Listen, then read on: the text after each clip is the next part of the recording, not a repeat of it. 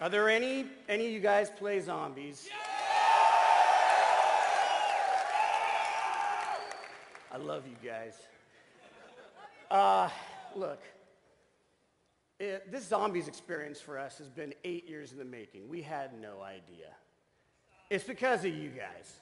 Honestly, you guys joined us on this ride, this totally trippy ride, right? It's been amazing. We owe its existence to you. But for us, it's been a labor of love. And I just want to say thank you. All right. So listen, I want you guys to have fun with everything XP has to offer. All the fantastic content that Dave was sharing with you, my buddy Dave, all the hardworking people at Infinity Ward, all that great content they have from MP to zombies, all that stuff. It's a ton of fun, and it's all for you guys, and only you guys who are here. All right. Now, I have to get off this stage. I could stay here all day. I mean, this is the forum, right? Now, I have to get off this stage, but before I do, I want to give you a closer look at Salvation. First, this is our launch trailer, first here at XP. Thank you, guys. Love you.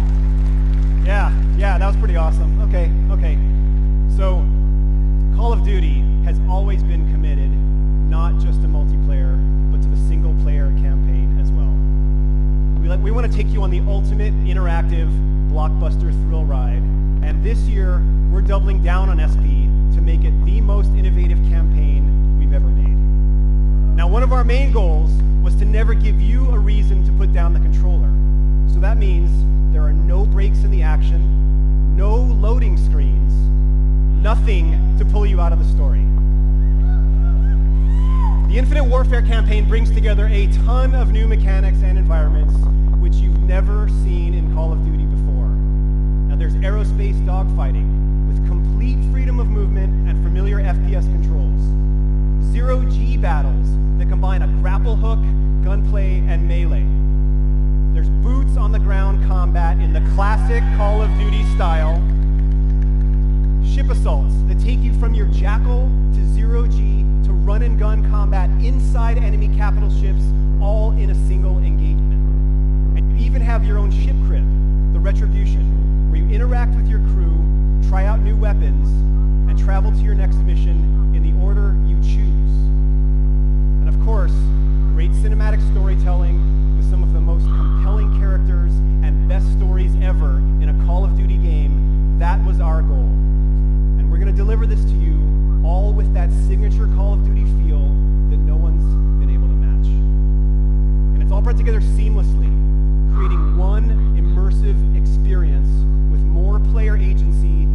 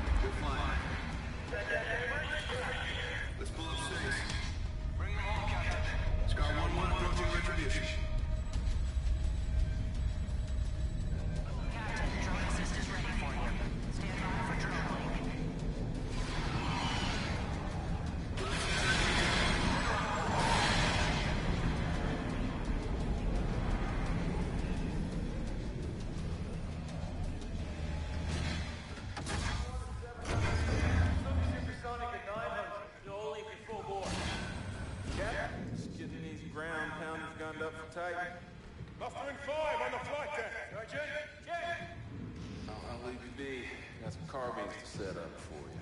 Thanks, Chief. Been down the tight? Oh, yeah. Let's go give him help. You bet your ass. This has been a long time coming. How are we executing?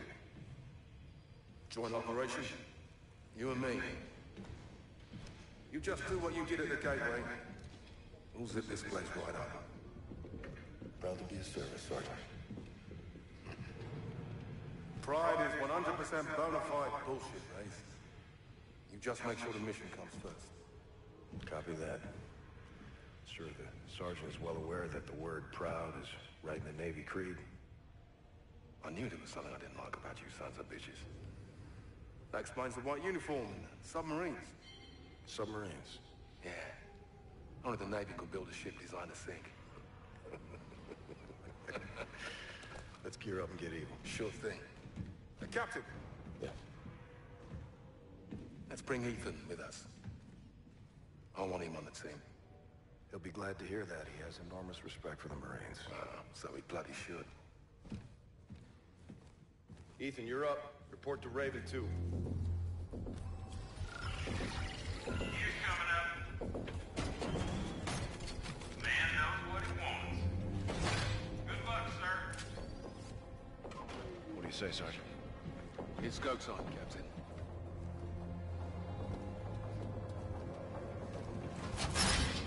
Pressure report so far. I can arrange for immediate death by slideshow for you. Negatory, boss. Won't happen again.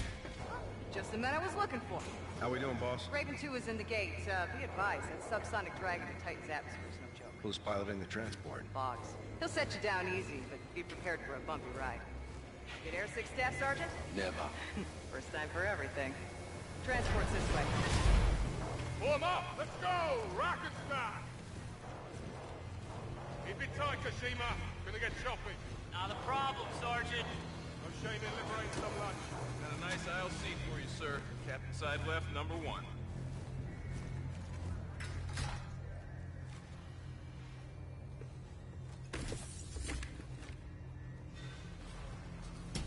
Who's there? Wrong arm, metal man. Wait. Stand down. Box with me. 860 attitude, yeah? Pop a squad, soldier. Aye, sir.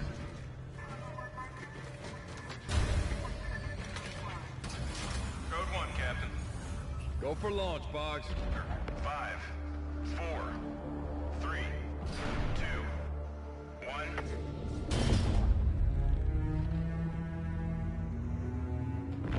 Clear. Hold tight. Here it comes.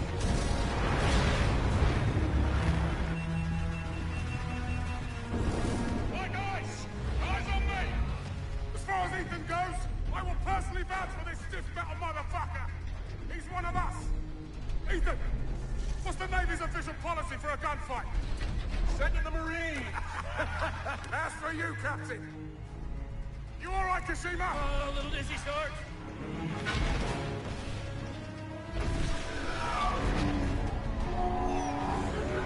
10 seconds to the DZ. Get your breathers up. Clear. Brooks, get the door.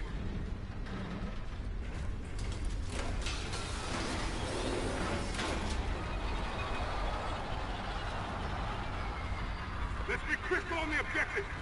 We're dropping outside the refinery and hiking into like a landing zone for the assault team. Clear? Clear.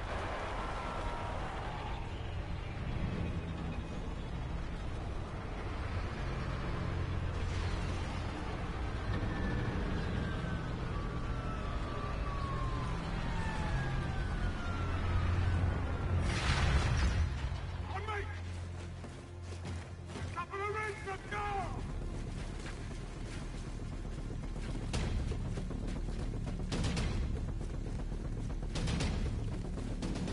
You're green to go, Boggs. Let's go up on the ridge. Get the lay of the land.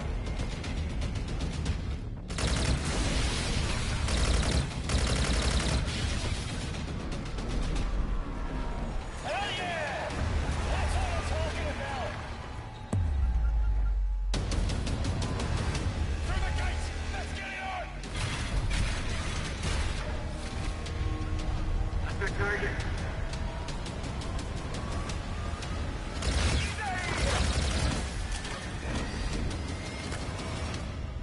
your target. Let it rip, sir. Check.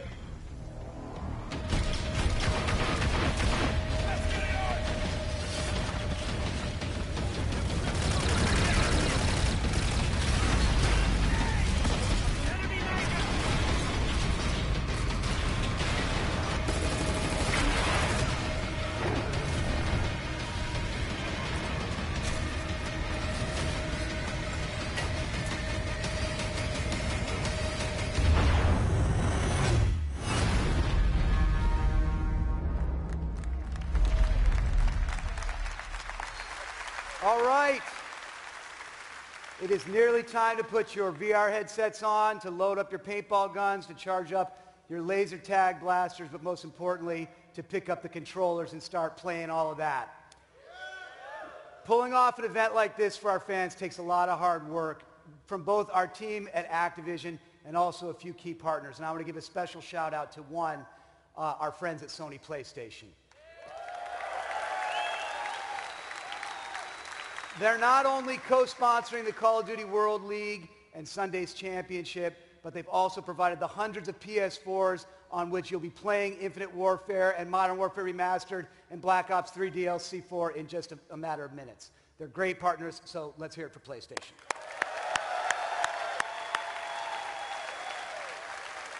And one more thing for you fans at home. As I mentioned before, we've made a custom virtual reality experience for those of you here at XP. It's called the Jackal Assault. It's powered by PlayStation VR. And while you guys here will be the first to get to play it this weekend, I'm pleased to announce that at launch, Infinite Warfare players on PS4 will be getting it free as an added bonus. One serious note. As most of you know, Activision Blizzard started the Call of Duty Endowment with the focused mission of helping our veterans find great careers. And because of your support, to date, the endowment has placed over 25,000 people in high-quality jobs. That was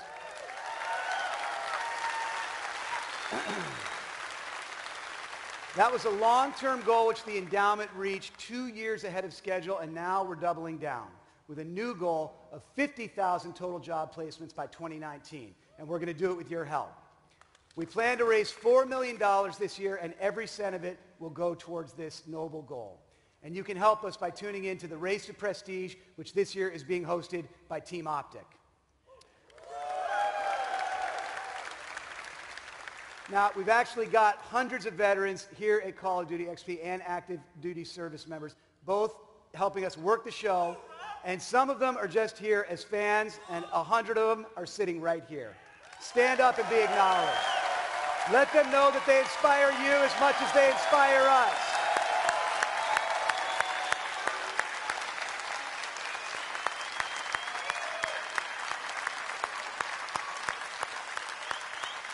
Let's let them hear it.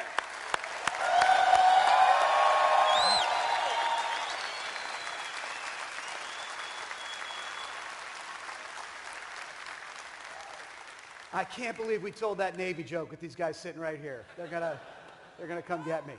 And with that, it's time to go play. But first, let's end this thing where we started it and take one more look at the world premiere trailer for Infinite Warfare multiplayer. Thank you for coming. Thank you for being here. Have the time of your lives this weekend at Call of Duty XP. Thank you.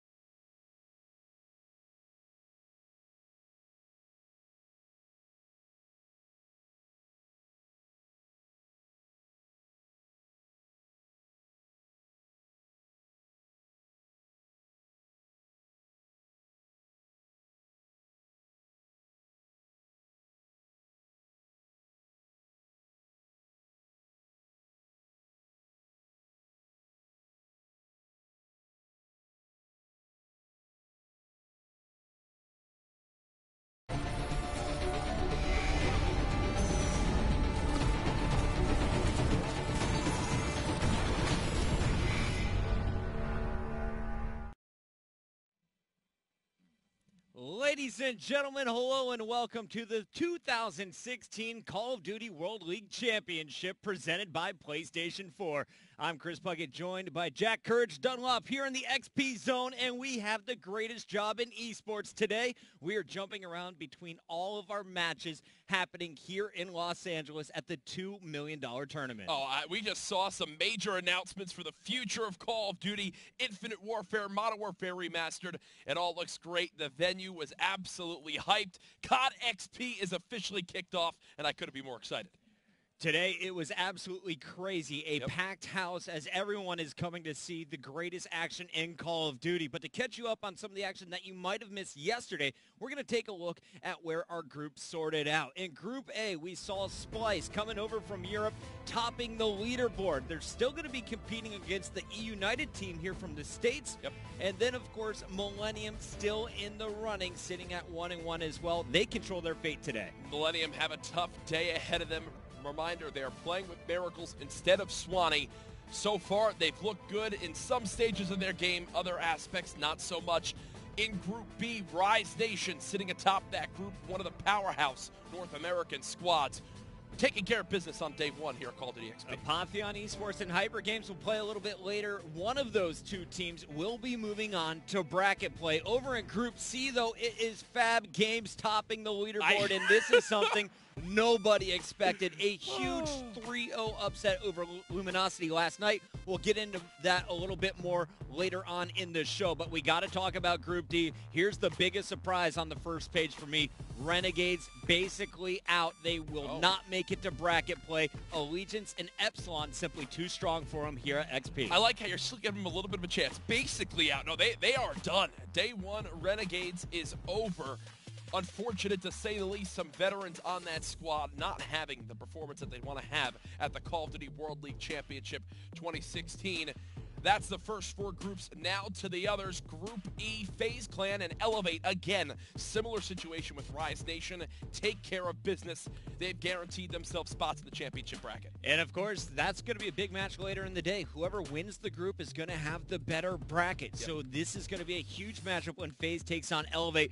Group F, though, another huge surprise for me. Everyone thought it was going to be Infused leading the way, but no. Team Caliber to start the day, pulling off a massive upset there. They are now in charge at 2-0. And Group G over there, it's Orbit, Envy, and Cloud9, all with one win, but Envy got the biggest one, taking out Cloud9 last night. I'm telling you right now, Cloud9 probably kicking themselves for getting that 2-0 lead over Envy and then throwing it all away. It goes all the way to Game 5, Envy clutch up, and that's how they got their first win in that Group G. To finish it all out, though, might be the biggest surprise of all. Late last night in the venue, Optic Gaming went up against Complexity.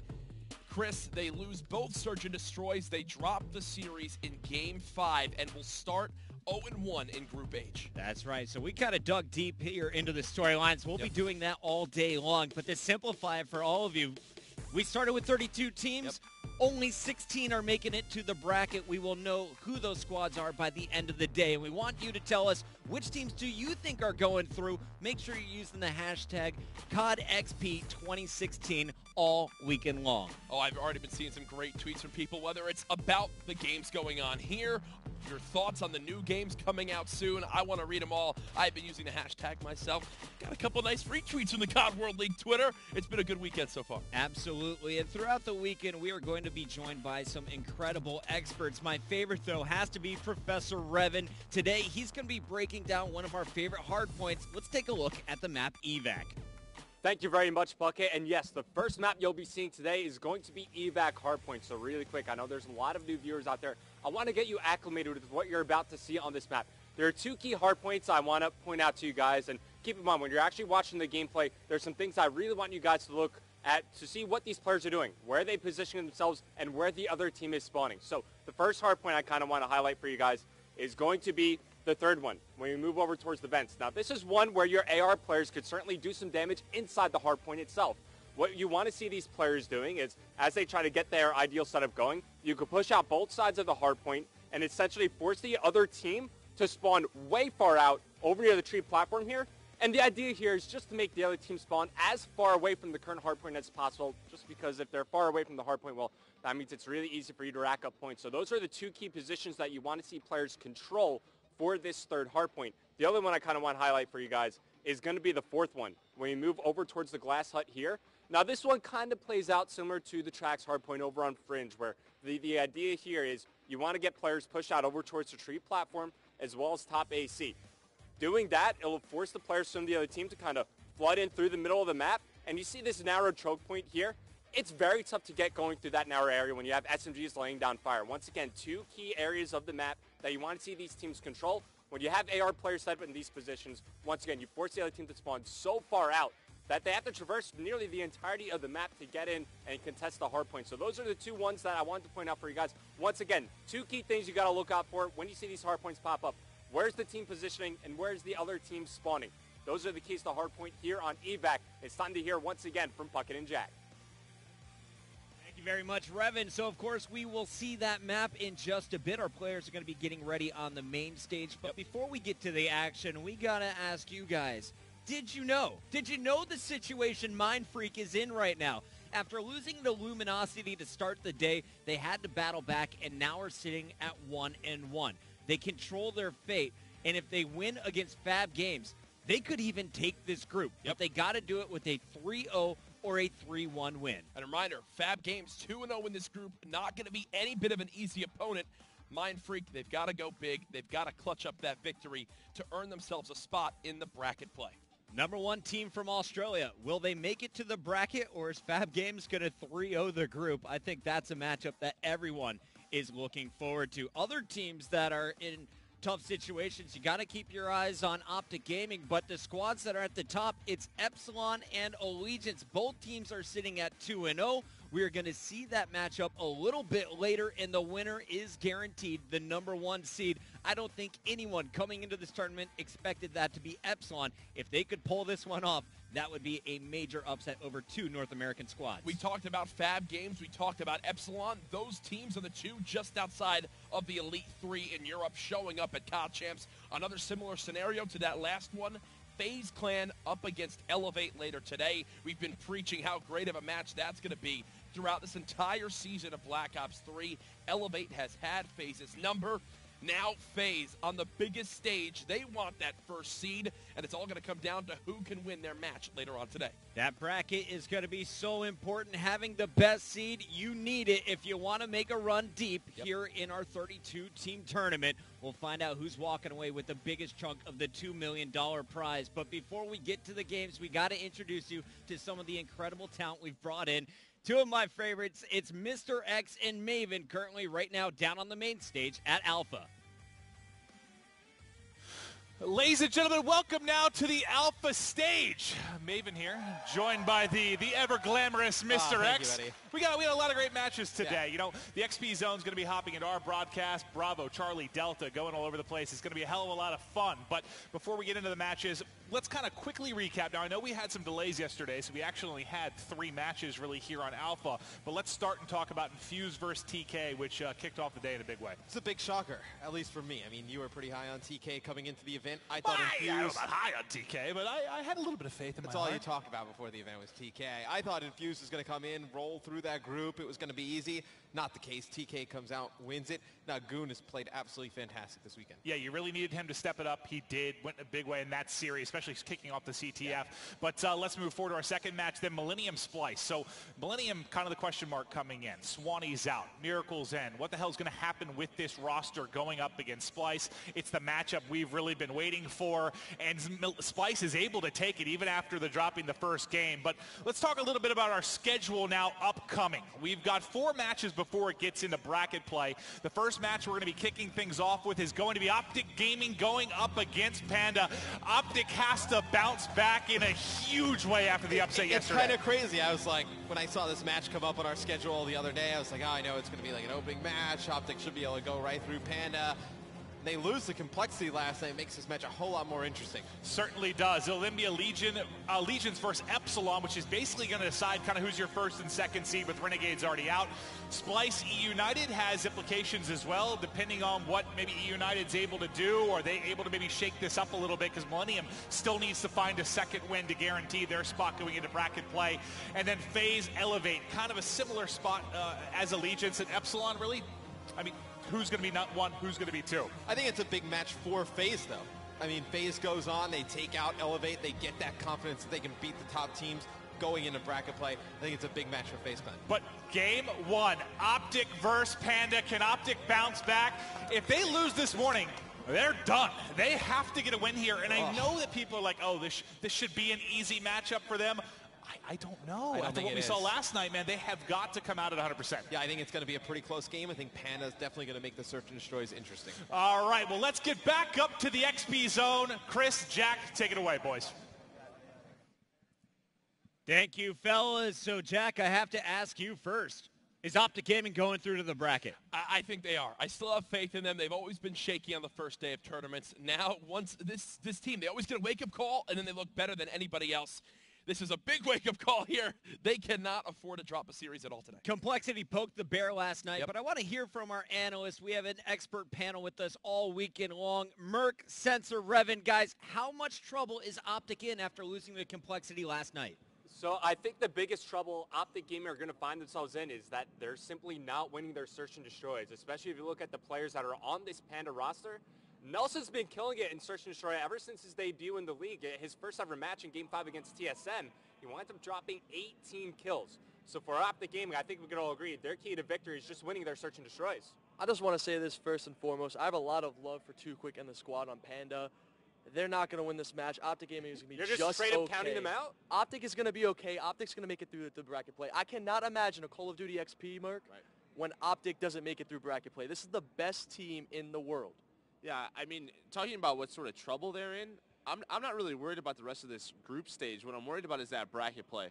I think we all know now that they lost a match, round number 1, they can match up versus Team Envious. And I don't think any of those teams want to play each other that early, but I think that's where they really find themselves in trouble because, I mean, you look at Orlando. They did lose one best of 5 to this Envy team. This Envy team is very confident right now going into this match. They're the best teams in the game.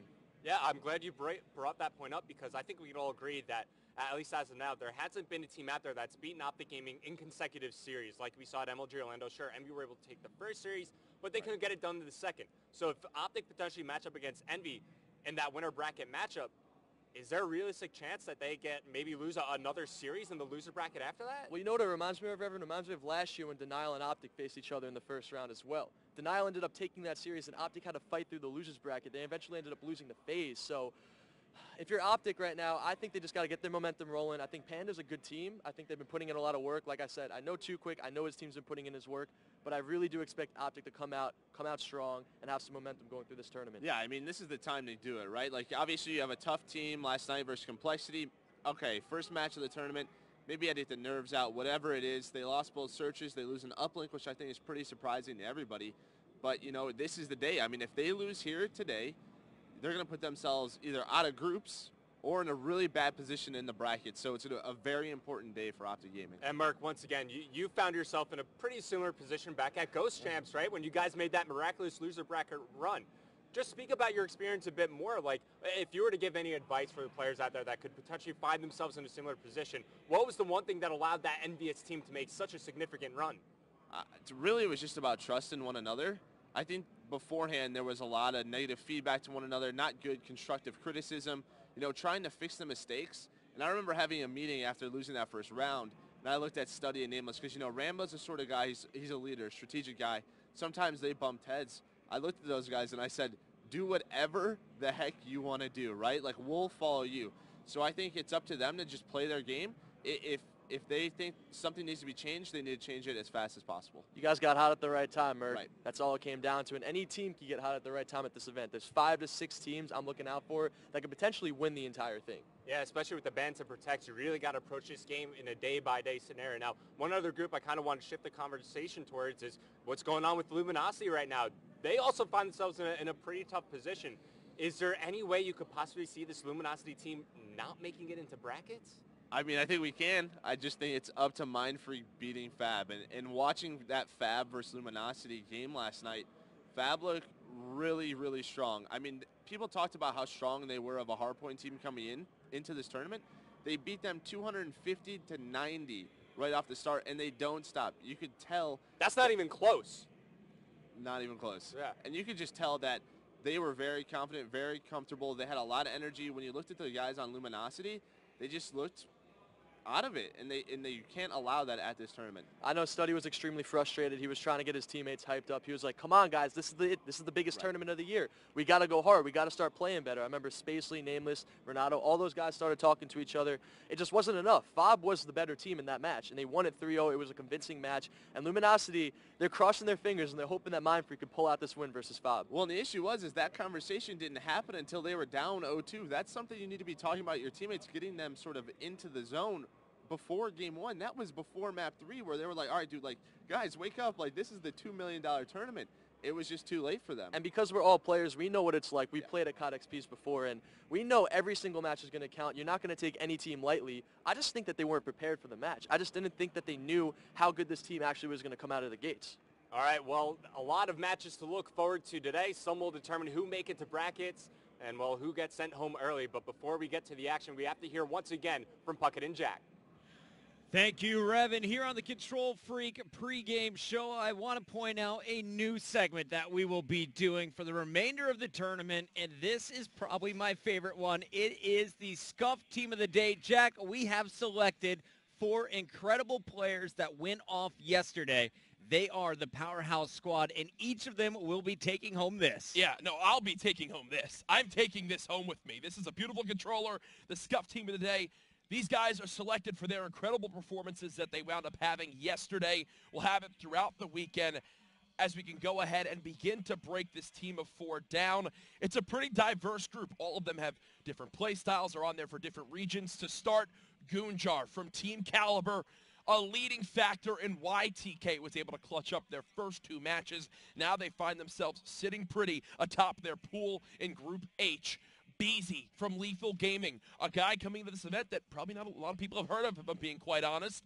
Now up with some veterans in the Call of Duty scene. Yeah, and Beezy just went off for his team. Talking to Lethal Gaming, they said, we play around this man, and you saw why. He was above 40 kills in almost every hard point. Yep. Any respawn game, it was Beezy getting the job done. Look out for that man when he's running around with the Purifier. You're about to get lit up. John Doe from Envy, saving the day, making sure they don't go down in their first series. He clutched up just like Havoc did in their match against Optic Gaming. So look for John, look for Havoc, look for Goonjar to definitely be names to look out for throughout this tournament. And if Beezy keeps playing like he did yesterday, you could even see Lethal Gaming upsetting another squad and making their way into the top 16 bracket play. Oh, definitely. They've got a long road ahead of your Lethal Gaming complexity, though. Havoc, the guy just goes big. Map 5, 10-plus kills on Breach. He had a couple like 2v2 clutches alongside a teammate. He's known for his search and destroy. If you're a new viewer of competitive Call of Duty, he'll definitely be someone to watch out for. Absolutely. So those are our 4 players for the Scuff Gaming Team of the Day, but we want to know from you guys, who do you think is going to be the player of the day to watch? Keep the conversation flowing. Once again, it is hashtag CODXP2016. We want to know, who are you watching? We got 4 streams going on all day long. Yep. So jump around them. We will show you the best action right here on the XP zone. And of course, we will be focusing on the biggest impact players of the tournament. And Chris, I just want to make sure everyone still knows this at home. There was a lot of awesome announcements about future Call of Duty titles, all the multiplayer zombies you could ever ask for. But this weekend, by Sunday, $2 million will be given away this weekend at the Call of Duty World League Championships, the biggest prize pool ever in competitive Call of Duty. They're basically saying, you know what, let's take the biggest tournament of all time. Just double the prize pool. No big deal. It's 2016. But speaking of today, let's take a look at some of the action that will be going around here on the XP Zone. We got your Alpha stream in the top left over on Bravo between Hyper Games and Apotheon. Charlie's going to have Millennium versus Black Forest Gaming to start the day. And over on Delta, it's Rise Nation sitting up on top of the leaderboard 2-0, facing off against Suppress. All action beginning to develop. I was keeping my eyes peeled. I have a view of all the new underway. We saw in that first series of the day, Millennium Black Forest. We're talking about how Millennium right on the verge. Where do they currently stand? They beat Black Forest Gaming 250 to 28. Yeah, not 2-0 something. 28 difference. points. Yes, a blowout in game number 1. Hyper Games with Apotheon, another match I definitely want to keep my eye on to start the day. I think that is the most brutal beating we have seen all week, and there's 100%. Been some uplink games that are like 18-3, 18-2, but no, 250 to 28. Insane. That means you are not letting your opponent anywhere near your hard point. But speaking of hard point, there's a squad that I love to watch in this game mode, and that is Optic Gaming. We saw them go down last night against Complexity, but we talked about it. You upset Optic, they're only going to come back stronger than ever in their next round of matches. And I'm looking at this crew to really go off. King Scump, a player who has never let you down when it comes to Call of Duty championships. Yep. He's probably going to be on top of the leaderboard, but break down the rest of this lineup for me, Jack. Oh, I mean, they're the 4, honestly, most known Call of Duty players currently in the scene. You've got Scump, but he's surrounded by Crim6, Karma, and then Formal. These guys are slaying powerhouses, and what's really interesting is we do always talk so highly about their hardpoint game, but prior to them kind of shutting down the streams, going more private with their strategies, leading up to something like the Call of Duty World League Championships, they had mentioned how hardpoint was one of their weaker game modes because they were kind of throwing away what they had learned they needed to improve upon. They were putting a lot more focus into search and destroy. Yesterday, they won the hardpoint that they wanted to, but then they wind up dropping both search and destroys. It just seems like right now, Optic, when one game mode gets better, one starts to fall behind, and I'll tell you, they cannot afford to have that happen throughout the rest of this weekend. Absolutely. If you don't know Optic Gaming, we just saw their faces, but let's hear their voices in our video feature. My team is myself, Karma, Scump, and Crim6. They've been Call of Duty gods for as long as I've known about Call of Duty. We have like 4 of the best Call of Duty players to ever touch the game on consoles. Crim is more the in-game leader. He goes over and gives the most advice. Scump will be the guy who's just always throwing a joke in there, like just to like lighten up the mood. And Karma's just the guy who, when you know he's talking, it's something serious. Then you have Formal, who's our AR player or assault rifle player. He's more of sit back, hold lanes. We go at each other's necks a little bit online. We're gonna fight, we're gonna butt heads, we're gonna have arguments. We're not gonna agree all the time. Whenever there is a tense argument going on, I'm usually the guy that's like, bro, let's just relax. We're just 4 best friends. We have a great time in and out of the game. Goal this year is sort of to get revenge for last year. I think that everyone is still pissed off about the whole 7th place thing. Going in with the best team that I've had at a Call of Duty Championships to have my worst placing, it was heartbreaking. We made it to the finals of every tournament but that tournament. No one else thought they could beat us. No one thought they could even touch us at a thing. That's probably the most mad I've ever been in my life. I think we all kind of learned last year what not to do this year. There's no way that we're going to have to happen again. Is Optic Gaming. We're going to see them on the main stage in just a little bit. But while we wait on that match to kick off, we want to introduce you to another team that had one of the most interesting stories coming into the tournament. Yep. Our Stage 1 and 2 champions, Millennium, lost one of their star players from Europe, Swanee, just moments before this event kicked off. Yep. They picked up Miracles, and now they are fighting for their lives after starting the whole tournament with the match loss to Splice. Yeah, and now they find themselves up against Black Forest Gaming. They are up 1-0, but hey, they still got a long road ahead. And as we take a look at our quad box, we can show you that Millennium is currently going to be playing Black Forest Gaming in the bottom left. Up in the top right, you're going to see Apotheon versus Hyper Games. This map is going to decide who is going to be moving on into the bracket. Hyper Games is up 1-0, and over in the bottom right, it's going to be Rise Nation versus Supremacy. But I'd love to go to that Millennium versus Black Forest Gaming match. How strong is this squad in Search and Destroy here on day 2?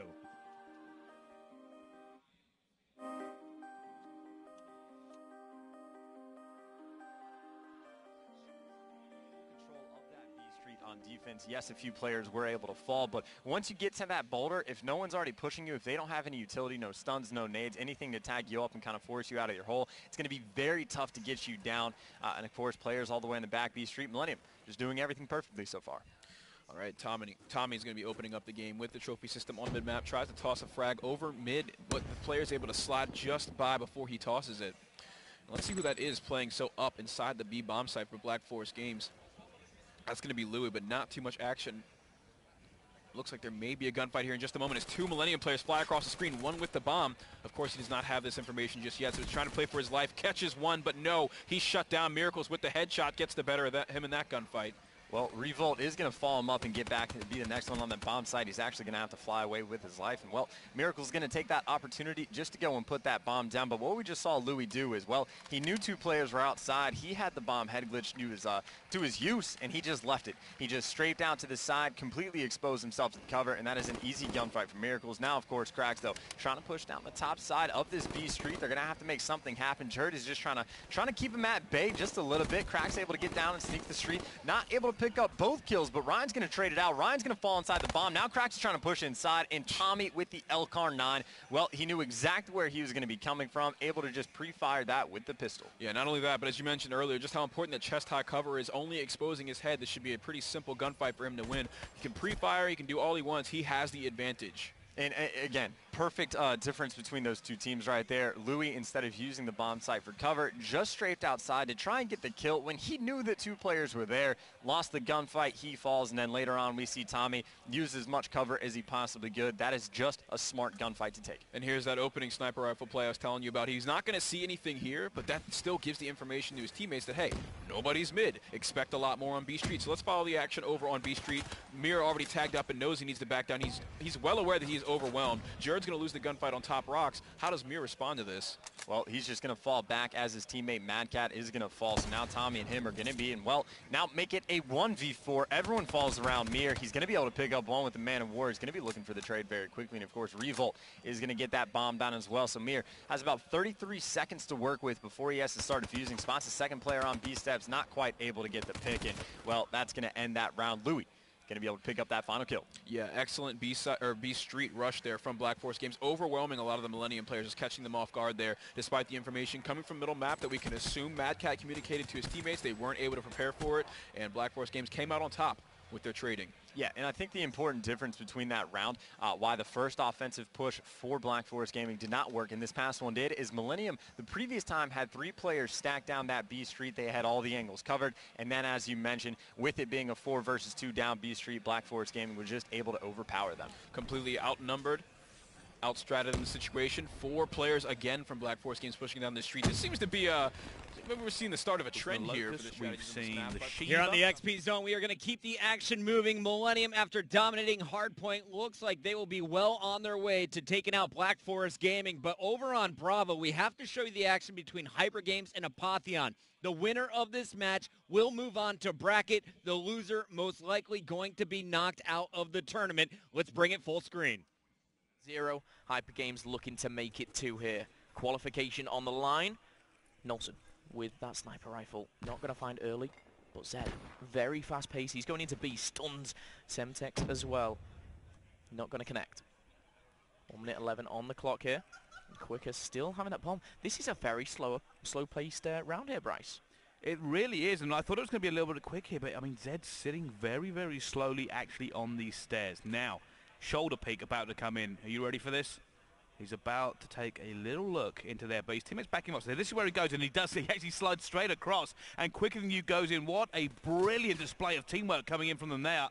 Zed baited out that kill. He's actually going to challenge here for Mayhem, and after all the smart play, I don't really agree with that. No, I don't agree with the challenge onto Mayhem there on the truck, but it levels things out. Nolson and Quicker up against Matt and Mayhem, a 2v2, much like round number 1. But looking at that minimap there, pulls apart. We see Hyper Games heading over to this A-bomb site. Looks like Matt and Mayhem, though, they're drifting to the other side. 20 seconds, Bryce. They need to get this bomb down for sure. They most certainly do. Now, this is where it's tense. Hyper Games have a decision to make. They don't really have the time. It's already been called out. Nelson gets one. They're going to try and challenge the bomb. He's going to try and run away. Matt is now going to be running for his life. He knows there's going to be a player chasing him. It's going to be Nelson. Nelson is desperately fighting to try and find him. He can't do it. And Matt makes a crucial kill and gets out of dodge. And it'll be 2-1 Apotheon. Really unfortunate because Nolson there with the Locust once again. So accurate with that sniper, but Matt, I must say, a very smart heads-up play. When he made the one kill, he knew his teammate had just dropped behind him. He knew it was a sniper, and he knew he was being chased. Headhunted. Yeah. Run, Matt, run. And it worked out for him. I mean, and that's part of the issue when you burn time, like Hyper Games did. They had a decision to make. They didn't go for the quick plants. Maybe in a different story if Quicker had got it down. He may still have died, but at least it would have given his teammates a chance. As we jump back on board to Apotheon now, and see just how they're going to run this attack. They seem to be doing such a standard B push. Yeah. They've done it twice now. However, it didn't work out for them for the first time. See if the second is any better. Brain being that nuisance, just hiding in the corner there. But full B control now, or B streak control, I should say, to Apotheon. They're going to get first blood as Brain does fall. Great action going on the Bravo stream. But for now, though, we've got to check in with Alpha. Optic Gaming currently down 0-1 in their group stages. They're kicking off their first map against Panda. It's evac hardpoint. Let's get into the action. Here in the game one, evac hardpoint. Eyes on with Crim 6 as he's looking to find kills. Just about to start the rotation to our second hardpoint. That's going to be Nelson getting the better of him, but Scump is there to trade it out. And the scoreline, a little bit scary for Panda. You know, if you were wondering if the beast that is Optic Gaming was opened up last night, it's looking that way, as it is going to be a 40-1 break on the first hardpoint. Yeah, and you see Scump winning that gun engagement, has some help from the teammate in the back, and he's going to move in towards that second hardpoint. Has some teammates with him, and it's not a good start for Panda. They're all going to try from flooding from one direction. It is not going to work out. Scump picks up two, not able to grab the third, but he gets fully streaked out, Maven. That's going to be big. Full streaks for Scump. Formal working on a 3 streak as well. He's 6-1. They're making this look like child's play right now as Panda is just getting sliced and diced. Formal able to find one in the corner. Looking to the back, 2 to deal with. Not able to deal with the pressure, but we'll hop right back to Optic Gaming Scump as he's wrapping around the back. Is there any communication right now for Panda as Scump just shooting people in the back here? He shouldn't be able to do that. I mean, Panda's got to communicate a little bit better. They got to put priorities on some of these players to take out on the side of Optic, and they are just not doing anything right here at the beginning of this game. Optic completely dominating the opponents. Well, we focused a lot on Optic early, as it's been a little bit one-sided. For those of you keeping track at home, Panda has just broken the 1-point mark, and they're starting to rally something together. Unfortunately, as soon as they get a bit of control, the streaks start coming in. I don't know if I would say the score of going from 1 to 6 is putting together a rally, but... Wow, 5-point rally. It's a 500% increase. Yeah. Well, see Fastball moving through the middle of the map. Nelson's going to pick up 2 kills in the feed. Fastball comes in to clean up 1. So now Panda gets control of the hardpoint, just having a lot of difficulties holding it down. Eyes on with Formal now. Let's watch through his attempted break. See if maybe he can find a gap in the defense here. And now he's just going to play this at a distance because he doesn't have any teammate support right now. So he couldn't have pushed over towards that AC area or towards the hardpoint. Had no teammate support, wouldn't have done anything. So he tried to stay over by the AC unit, pick up some kills. And you see Crim picking up a big 2-piece there. Going to get the hill back for Optic, but with such a little amount of time, they got to rotate towards that next hardpoint. We'll keep eyes on with Crim. The streak now with 3. Let's see as he wraps around lower if he's able to find the break. Not able to do so, gets cut down in water almost immediately, like the route, but not able to find the gap. It's going to be difficult for these players, you know, when you're trying to push in with the SMG, you have players typically set up top glass, bottom glass with ARs, make it hard to come in, or with a bit of flame there as Nelson able to find 2 with the Purifier. Still has a bit of gas left in the tank, trying to get it on, finds a 3rd before ultimately falling. And now this is what's scary. So it was, what, a 100-1 advantage? Look at our score line now. Panda coming roaring back. Yeah, it is significantly closer now, obviously, and it's really started when Fastball started to pick things up. Got off to a really slow start, now starting to play pretty well. They can get more out of 2 quick on the side of Panda. They can definitely start to close the gap. Again, playing against that former teammate Krem. Well, hello. It's me, 2 quick. Nice shots there as he's able to find 1. Formal doing a nice job of trading it out before dropping. You see Psychosis here ready for Karma. He's got a 2 strike to work with here. Let's see if they can start to build the lead a bit, Matt. Now, Karma's going to use that Psychosis just to kind of throw some players off here in the mid. And you see how hesitant it's making some of the guys on Panda. Can't push down. He's going to be able to pick up 2. Falls back towards the hard point. Such a smart play there from Karma. Well, let's let this 5 streak breathe. Not able to keep it going. but right behind him. I feel like every time I transition from one player on a streak that drops, there's somebody right behind him to effectively trade that kill. But let's get back to Panda for a bit. I know the focus on Optic is this has been a bit of a steamroll through game one, but let's see what Nelson and crew can do. Able to find one. The second there as well. You see an X-Ray, a third in the back. Karma shuts down that bit of a streak from Nelson. But Matt, talk to me about the KDs a little bit. I mean, when you're Panda and you don't have a single player positive, hard to get in, and when you're getting one bursted with camo. Well, I mean, you got to look at your assault rifle player, right? I mean, Too Quick, 7 and 19 right now, just getting dominated by Formal in the assault rifle player category, and that's going to make it a lot easier for your SMGs to push up if your ARs are able to pick up those kills at range. And Formal's going to bring out the scythe. 2 players line up. Panda cannot get anything going right now.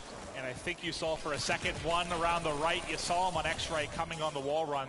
That's a big play there from Fastball to try and slow down the scythe of Formal that was starting to get going. Things a bit hectic there for Karma up top, but let's get back to Krem. He's got a 3 streak inside, making it 4. And I feel like every time I've gone to Krem, he's been on somewhere between like a 3 and a 5 streak. About to increase this. He's able to gun 1, 2 more out front. Can't find the kills, but Optic Gaming's lead continues to increase, Matt. And this is a little bit what you expected on this first hardpoint, to be honest. I mean, probably not this lopsided score, but you expected Optic Gaming to run away with this match. I think you really look at the SNDs, and that's where Panda can make an impact. Well, we're going to rotate over to the third hardpoint here in our second set of rotations. Krim on the lower wall run was able to find the opening break. His teammates finding the rest. Krim now looking to hold. They've got the spawns. Let's switch to somebody a little bit closer to the action. That's going to be Karma trying to push out these spawns. When you control this AC area, Maven, you just spawn the opposing team so far out, they have to funnel straight through that apartments area. And you hear the shots of the As it looks like Optic Gaming is going to be able to take game number 1. We have to show you what's happening over on Charlie. Millennium was controlling the search and destroy, but now we find ourselves in a round 11, Black Forest Gaming with a chance to tie up this series. And as you see it, Optic Gaming has officially taken their first game. Let's go full screen with Charlie. Look now at some of these replays, Matt, is that was a lopsided... Had control. Yeah. We should have been able to lock this one down, but no, not quite. In comes Hyper Games like a wrecking ball. And by that, I don't mean naked and singing a song. Well, specialists are going to be so key towards the end here. Zed's very close as well, but Mayhem also has one. Knowlton, though, still rocking this active camo quicker on the outskirts here, just checking. Oh, I think you might have seen him there. We're about to find out quicker with this. And now he's not entirely sure he should peek. Kills being traded out here as well. RK5 coming out. He's going to be traded once again. 2 versus 2. Quicker. And Nelson is just quicker now for the clutch. It's a 1 versus 2. He's got the RK5 out, but he is going to go down. Not able to make that one as a Apotheon. Go 5-4. Didn't like that from Quicker. No. He challenged with 3 bullets in his RK5. I was like, what is this guy doing? He couldn't physically have killed. Talk about King Jerd as well. Not even just that previous round where he's able to clutch that, what was it, 1v4 situation essentially that he just had. Gets the final kill in the high-pressure 1v1. Of course, he was very aware of where Revolt was on that bomb site, but nonetheless, gets the final gunfight and puts the stamp on it. And how tragic is that for Black Forest Gaming? Guys, if you did not see that previous round, it was a 1 versus 4 essentially for Jerd. He picks up the first kill, gets inside the B bomb.